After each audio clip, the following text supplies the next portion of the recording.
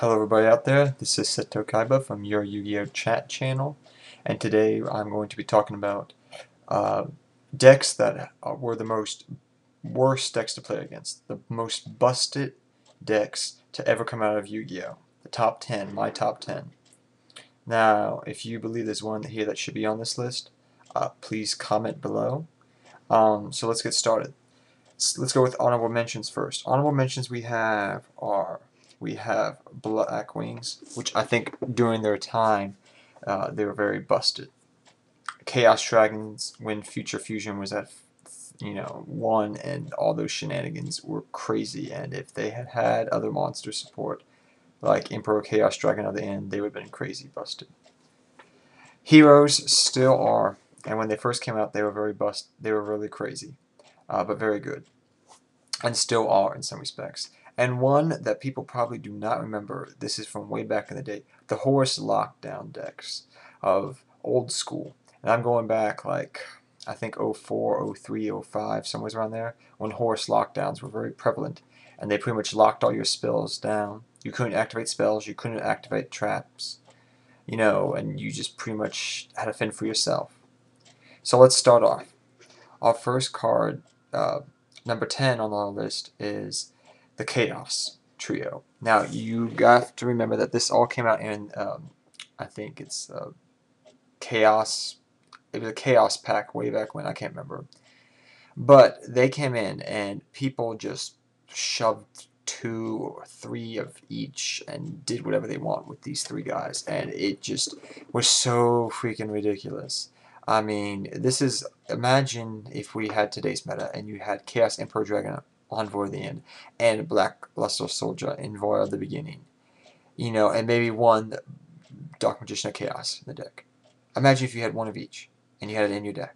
There's so many busted combinations you could do for light and dark, just with one of each. But you can remember it was before the ban list. So this was at 3, I believe. This was at 3. This was at 3. So you could run you could just run 2. That's 4 of them in a 40-card deck. And it was game. If you got one out, it was usually GG, good game. It was so crazy. But that's because that was in the infancy of Yu-Gi-Oh! Still.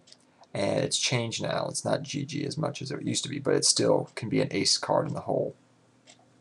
But when these guys first came out, decks that used to run these, they were kind of, I guess, they ran just light and darks and some other monsters, but they were kind of early Twilight type decks. But they were so busted. Next up is Scapegoat format. And Scapegoat format in general was awful.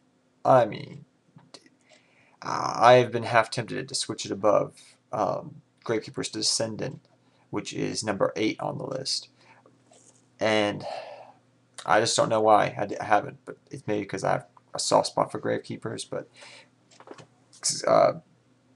if Thousand Eyes Restrict was coming back, I would run for the hills, because there's so many different ways of getting tokens on the field to get this guy out and do all those shenanigans than it was back then. It would be so crazy. It would be ridiculous.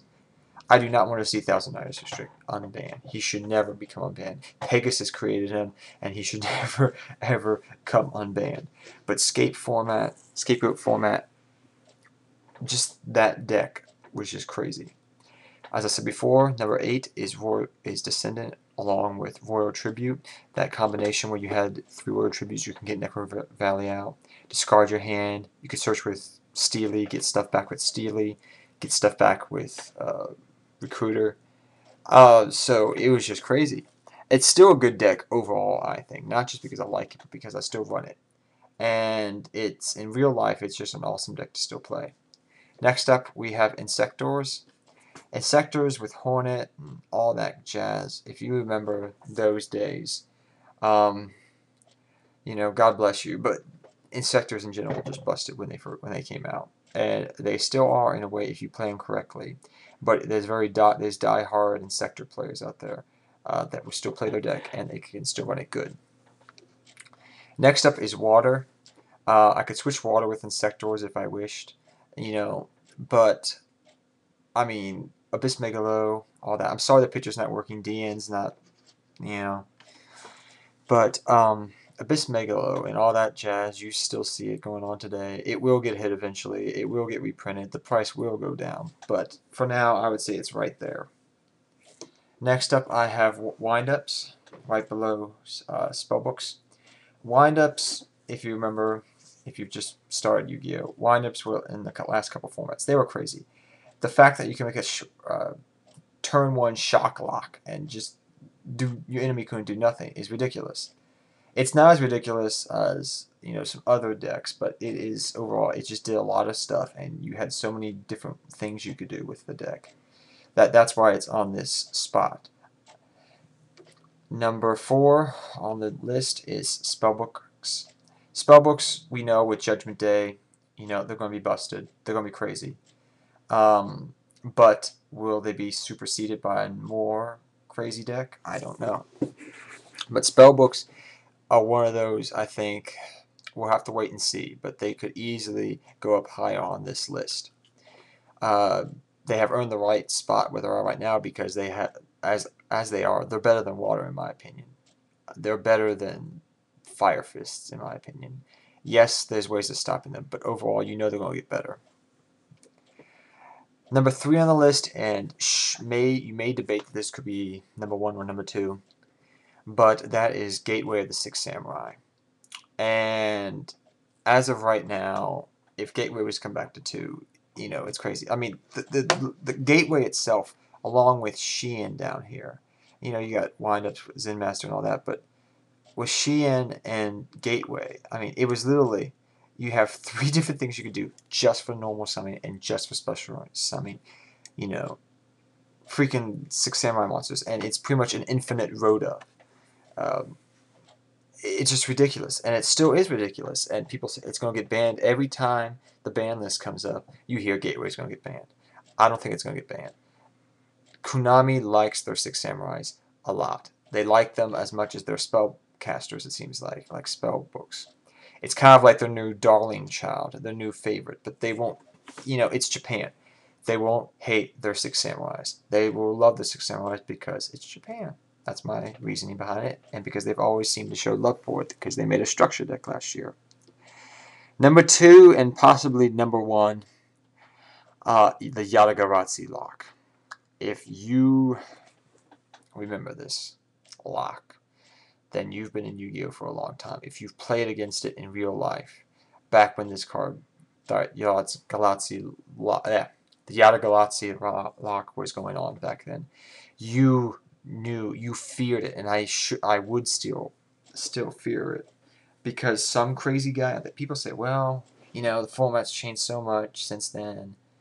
Somebody out there would come up with a way, and somebody probably already has, you know, to freaking use this card to its maximum potential of just picking you.